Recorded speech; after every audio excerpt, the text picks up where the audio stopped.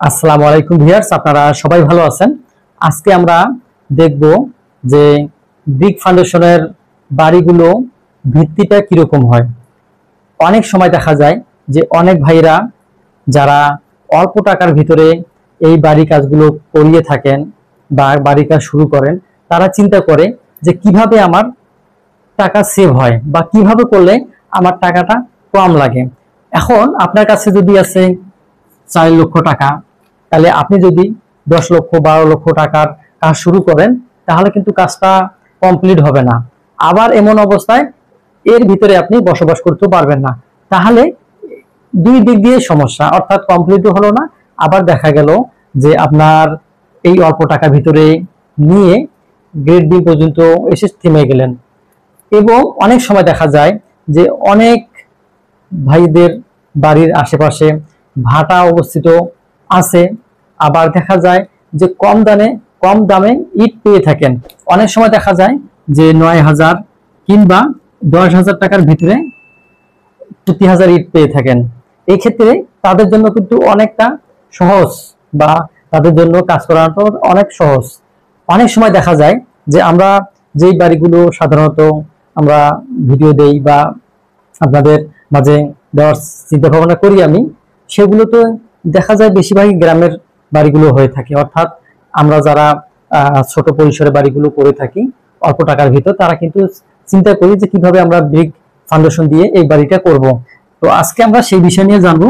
অবশ্যই ভিডিওটি আপনারা শুরু থেকে শেষ পর্যন্ত দেখবেন। এরপরে আপনাদের ভালো লাগা মন্দ লাগা এবং কোনো পরামর্শ থাকলে আপনারা কমেন্টে অবশ্যই জানাবেন। প্রথমে যে কাজটা করতে হবে, আমরা যখন একটা ব্রিক ফাউন্ডেশনের বাড়ি দেব বা ভিত্তি শুরু করব বা ফুটিং শুরু করব, সর্বপ্রথম যে কাজটা করতে হবে সেটা হচ্ছে যে সিসি ঢালাই দিতে হবে। সিসি ঢালাই দিতে হবে।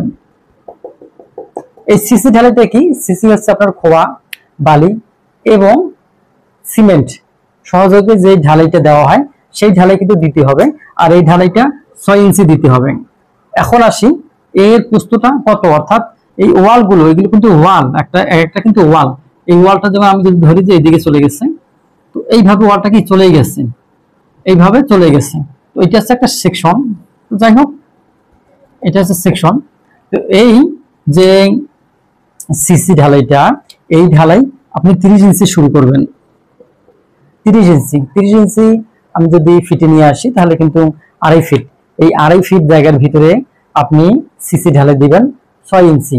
এরপরে আপনি এর উপর থেকে 25 ইঞ্চি গাঁথনি শুরু করা যাবে। আবার একটা বিষয় আছে যে যাদের মাটি একেবারেই নরম মাটি অথবা ভরাটকৃত মাটি, অনেকে বাড়ি করার জন্য পুকুর বা ছোট মোটো খাল এগুলো কিন্তু ভরাট করে থাকেন। এক্ষেত্রে আপনাকে কি করতে হবে, আপনার এই ঢালাইটা কিন্তু 30 ইঞ্চি দিলেই হবে। তার সাথে আপনি কি করবেন, এই যে আরসিসি ঢালাই, এই আরসিসি ঢালাইটা কিভাবে করবেন? আরসিসি মানে কিন্তু রড, এখানে রড যুক্ত করতে হবে। আর এই রডগুলো কিভাবে দিবেন? এই রডগুলো আপনি দিবেন সাধারণত 3টা রড দিলেই আপনাদের হয়ে যাবে। এইভাবে 3টা রড দিবেন এবং রডগুলো আড়াআড়ি ভাবে বেঁধে দিবেন, প্রায় 8 ইঞ্চি থেকে 6 ইঞ্চি, 8 ইঞ্চি বা 10 ইঞ্চি 12 ইঞ্চি পর্যন্ত আপনারা এইভাবে বেঁধে দিয়ে 3টা রড দিয়ে আপনি আরসিসিটা ঢালাই করবেন। এতে করে কি হবে, আপনার এই মাটির নিচে কোনো জায়গায় যদি মাটিটা একটু হালকা দেবে যায়, তারপরও আপনার এই আরসিসির কারণে ওয়ালটা ভাঙবে না, অর্থাৎ এই ওয়ালটা ঠিক মতো থাকবে। এবার আসি, যখন আপনি এখান থেকে আমি 30 ইঞ্চি আমি দিয়ে দিলাম আরসিসি, আমি এখানে রড দেখাই দিলাম, এই রড হইল। এখন কি করবেন, পরের ধাপে যে কাজটা করতে হবে সেটা হচ্ছে যে গাঁথনি করতে হবে আপনাকে। এই গাঁথনিটা করবেন আপনি 25 ইঞ্চি, এটা হচ্ছে 25 ইঞ্চি গাঁথনি, এটা হচ্ছে গাঁথনি। এখন এই গাঁথনি কতটুকু করবেন, যদি আপনি 2 তলা করতে যান, মাটি যদি ভালো হয়ে থাকে, এটা কিন্তু যে হাইটটা সবসময় মাটির উপরে নির্ভর করবে, অর্থাৎ আপনার কিরকম মাটি, কতটুকু কম্প্যাকশন আছে বা মাটি যে ভারবহন ক্ষমতা, সেটা উপরে নির্ভর করে এই হাইট গুলো। তো এই হাইট আপনি দিয়ে দিলেন, এটা আপনি দিয়ে দিলেন 9 ইঞ্চি। আবার এর উপরে আর একটা দিয়ে দিলেন আপনি 20 ইঞ্চি। এই হাইটটা আপনি আরো একটু বেশি দেন, সেটা আপনি 12 ইঞ্চি দিয়ে দেন। এরপরে 15 ইঞ্চি, এটা আপনি দিয়ে দেন 12 অথবা 15 ইঞ্চি দিয়ে দেন। এরপরে 10 ইঞ্চি আপনি উঠাবেন আপনার ভিডি লেভেল পর্যন্ত, অর্থাৎ এটা আপনার যদি পিএল লেভেল হয়, এই পিএল লেভেল পর্যন্ত, এটা ফ্লোর লেভেল পর্যন্ত আসবেন। অর্থাৎ এই ফ্লোর লেভেল পর্যন্ত আপনার 10 ইঞ্চি গাঁথনি দিতে হবে। এই হচ্ছে আপনার 10 ইঞ্চি গাঁথনি কিন্তু কাজ শেষ হয়ে গেল। অর্থাৎ এই 10 ইঞ্চি পর্যন্ত আপনি ভিত্তির কাজটা করলেন। এটা হচ্ছে, এখন এর উপরে আপনি কি করবেন, যদি আপনার সামর্থ্য থাকে তাহলে এর উপরে আপনি গ্রেড বিম দিবেন। গ্রেড বিম দিলে আরো মজবুত হবে। এতে করে নিচের যে ইটগুলো আমরা গাঁথনি করলাম, এই গাঁথনির ভিতরে কোনো ইট যদি দেবে যায়, ভেঙে যায়, বসে যায়, এর প্রভাব উপরের ওয়ালে পড়বে না। আপনারা যখন গ্রেড বিম ঢালাই করলেন, এই গ্রেড বিমের উপর থেকে কিন্তু আপনাকে ইটের পিলার গাঁথনি করতে হবে। অবশ্যই খেয়াল রাখতে হবে, যদি আপনারা পারেন তাহলে কি যত ওয়াল আছে এই সব ওয়ালে আপনি 10 ইঞ্চি করবেন। যদি আপনি সব ওয়াল 10 ইঞ্চি গাঁথনি না করেন, তাহলে আপনাকে কি করতে হবে, মাঝে মাঝে 8 থেকে 10 ফিট পর পর আপনাকে পিলার দিতে হবে, ব্রিক পিলার।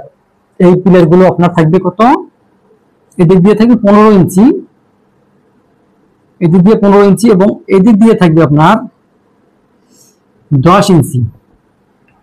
এটা হচ্ছে ব্রিক পিলার। অর্থাৎ 8 থেকে 10 ফিট পর পর, যদি 10 ফিট সম্ভব না হয় তাহলে 12 ফিট পর্যন্ত পর পর আপনারা কি করবেন, এই ব্রিক পিলার গুলো আপনাকে নিচ থেকে উঠাতে হবে। যদি গ্রিড বিম দেন, গ্রিড বিম থেকে উঠাতে হবে। আর যদি আপনি 10 ইঞ্চি গাঁথনি দেন সেখান থেকে, অথবা 15 ইঞ্চি গাঁথনি যেখানে মিলবে সেখান থেকে আপনাকে এই পিলার গুলো দিতে হবে। দেওয়ার পরে আপনি আপনার অন্য অন্য যে কাজ থাকবে, বিম বা যদি আপনি কনসিল ছাদ করেন, সেক্ষেত্রে সেইভাবে ডিজাইন করে স্ল্যাবে রড দিতে হবে। এরপরে স্ল্যাব কাস্টিং অর্থাৎ ঢালাই করতে হবে, এবং ঢালাই করার পরে আবার আপনার গাঁথনি করে 2 তলা যদি আপনি করতে পারবেন। অনেকেই দেখা যায় যে 2 তলার ফাউন্ডেশন দিয়ে 1 তলাতেই থাকার চিন্তা ভাবনা করেন। এটা এই কারণে করে যেন মাটির যে গভীরে ভিত্তি থাকে সেটা যেন মজবুত এবং ভালো থাকে। তো এই হচ্ছে বিষয়গুলো। আপনারা যারা ইটের ব্রিক দিয়ে ফাউন্ডেশন করতে চান তাদের জন্য এই বিষয়গুলো জানা দরকার ছিল। আর এর বাইরেও কিন্তু কিছু বিষয় আছে, যে একটা ভিডিওতে সবকিছু বলা সম্ভব হয় না। তো যাই হোক, এর ভিতরে আপনাদের যে মতামতগুলো থাকবে, প্রশ্নগুলো থাকবে, সেই আলোকে অ্যান্সার দেওয়ার চেষ্টা করব।